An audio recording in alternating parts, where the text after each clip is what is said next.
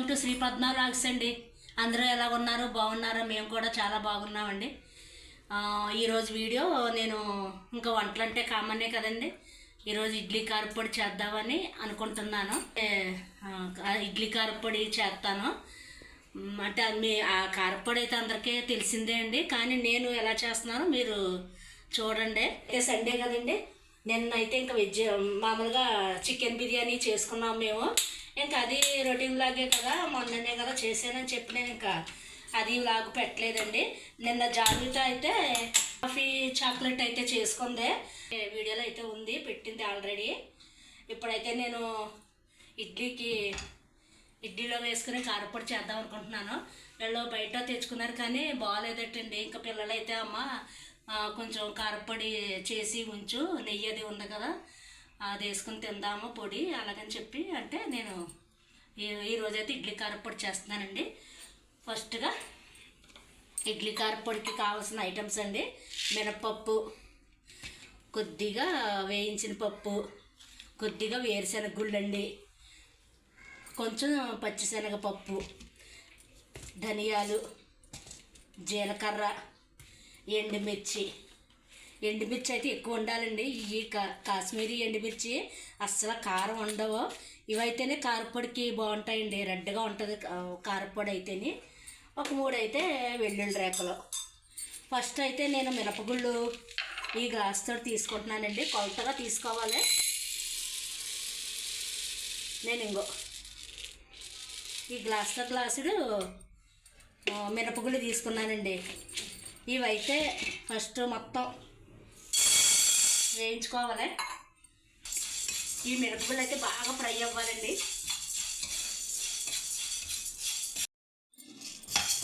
ఇదిగోనండి, ఎలాగా సిమ్లో పెట్టుకుని నెమ్మదిగా వేపుకోవాలండి. ఇవి కలర్ చేంజ్ అవ్వాలి. అప్పుడైతేనే మనకి కారపొడి అనేది బాగుంటుందండి, కలర్ కూడా. ఇంకా కొంచెం కలర్ మారాలి.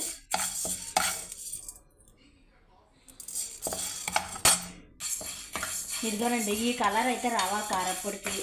మిరపప్పు ఇచ్చేపు ఈ కలర్ రావాలండి. ఇదిగో చూడండి, ఇందాక తెల్లగా ఉన్నాయి కదా, ఇప్పుడు చూడండి ఈ కలర్ వచ్చింది.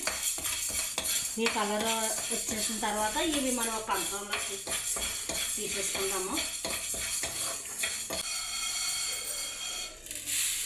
మళ్ళీ ఇదే మూకుడు పెట్టేసుకుందాము. ఇప్పుడు నేను మిరపప్పు ఈ గ్లాస్తో వేసాను కదండి, ఈ గ్లాసులో సగం వేయించిన పప్పు వేసుకోవాలి. ఇదిగోండి, ఈ గ్లాసులో సగం వేయించిన పప్పు, ఇది కూడా వేయించేసుకుంటాము.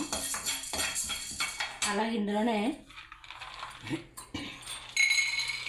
ఇంకోండి కొద్దిగా వేరుశనగ గుళ్ళు, సగం ఏమొద్దు, వేసుకుంటే వేసుకోవచ్చు. ఇన్ని అయితే వేరుశనగ గుళ్ళు వేసాము. ఇవి కూడా ఫ్రై చేసేసుకుందాం. ఇందులోనే కొద్దిగా కళ్ళుప్పు అండి, కళ్ళుప్పు కూడా వేపేసుకుందాము. ఇదిగో నేను ఇది వేసుకుంటున్నానండి, కళ్ళుప్పు కదా, కొద్దిగానే వేసాను. సరిపోతే మళ్ళీ సాల్ట్ వేసుకోవచ్చు.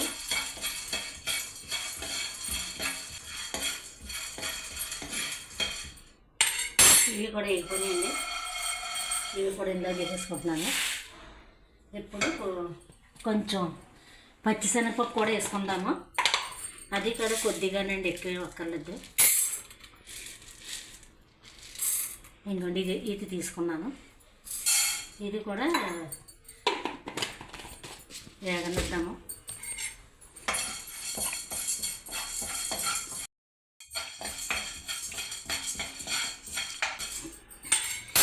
ఈ పప్పు కూడా ఇంకా వేగిపోయిందండి, ఇది కూడా ఇందులో వేసుకుందాము. తర్వాత ఇప్పుడు ధనియాలు, జీలకర్ర, ఎండుమిర్చి వేయించుకోవాలండి. దానికైతే కొద్దిగా ఆయిల్ వేసుకోవాలి.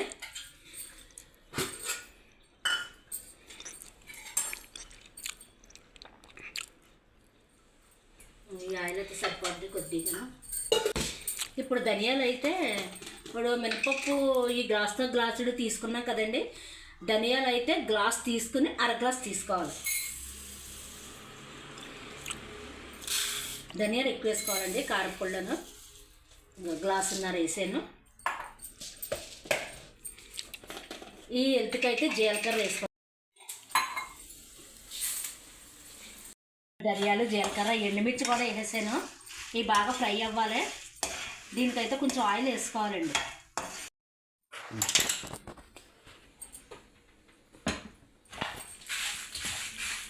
ఇదిగోండి ఈ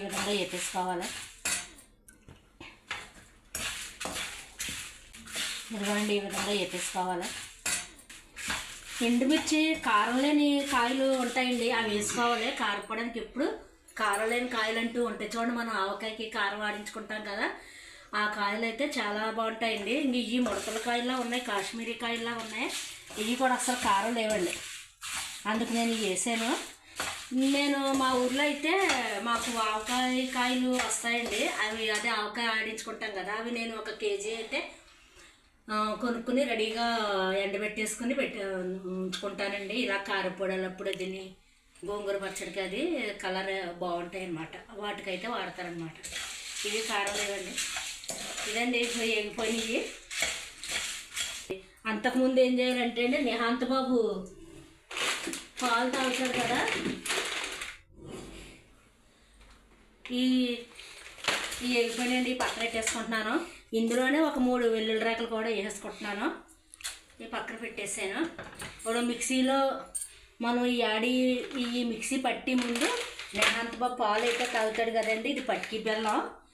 ఇది అయితే పౌడర్ చెయ్యాలి, పాలల్లోకి పట్టికి బెల్లం వేస్తామన్నమాట అండి. పంచదార వేయం, చిన్నపిల్లలకి ఎప్పుడు కూడా పంచదార వాడకూడదండి, కఫం పట్టేద్ది.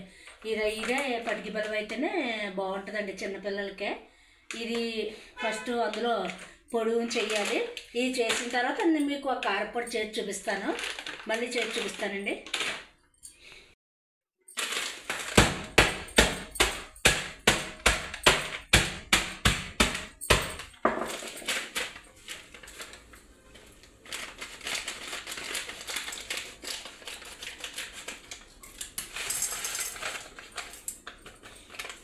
నేను ఇలా చితక్కొట్టేసుకున్నాను. ఇందులో ఒక 2-3 ముక్కలు అయితే పక్కకు తీసుకుందామండి. ఎందుకు అనుకుంటున్నారా, భోజనం చేశాక స్వీట్ తినాలి కదండి. నేనైతే భోజనం చేశాక స్వీట్ తింటాను, అందుకు కొన్ని ముక్కలు అయితే తీస్తున్నాను. ఇవి ఇలా పక్కన పెట్టేసుకుంటున్నానండి. ఇప్పుడైతే పౌడర్ మిక్సీ పట్టేస్తాను. మిక్సీ పట్టాక మీకు మళ్ళీ చూపిస్తాను.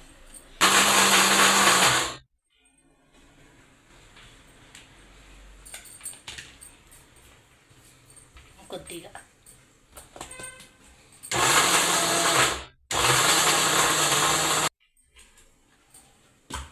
ఇదిగోనండి, ఇలా పౌడర్ అయిపోయింది. ఇది ఒక డబ్బాలో స్టోర్ చేసుకుంటాము.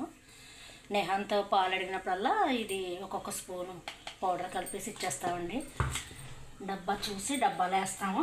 ఇప్పుడు ఇంకో గిన్నె తీసుకొని ఇదిగోనండి కారం పొడికి ఇవన్నీ వేయించుకున్నాను కదా, ఇవన్నీ వేయించుకున్నాయి. ఈ పప్పులు ముందు ఒకసారి మిక్సీ పట్టుకుందాము.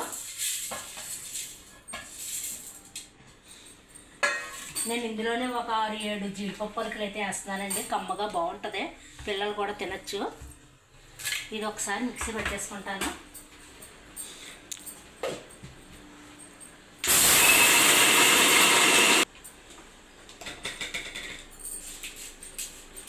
ఈ విధంగా అయ్యింది. ఇప్పుడు మనం ఇవి కూడా వేసుకుందాము. ఎండుమిర్చి, ధనియాలు, జీలకర్ర, ఒక 2-3 వెల్లుల్లి రేకలండి.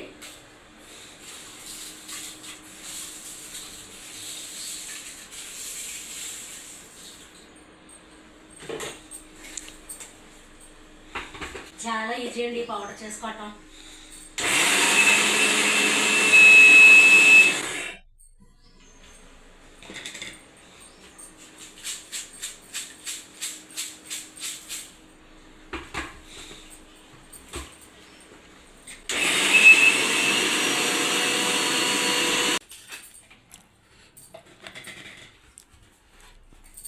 ఇదిగోనండి కారప్పొడి అయిపోయింది. 2 వాయిల్ కింద వేసుకున్నాను.